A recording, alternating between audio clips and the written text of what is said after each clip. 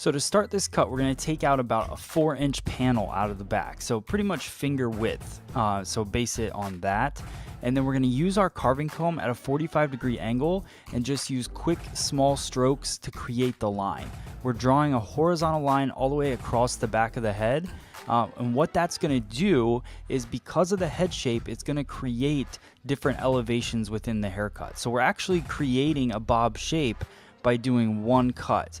And now we just go into the sides, we comb them straight down, and I just carve the line that I want. Now I'm going through, this is 100% carve. I'm just bringing that top panel, that rectangle that we created on the top, over directing it back and connecting it with the back layers. When you want to go in and do this type of detail work, the Mizutani Puffin works great because it has a sharp tip, a sharp point on it, and also a really fat blade, so it has a lot of power when working with dry hair. I used the Bricado carve to finish up this technique.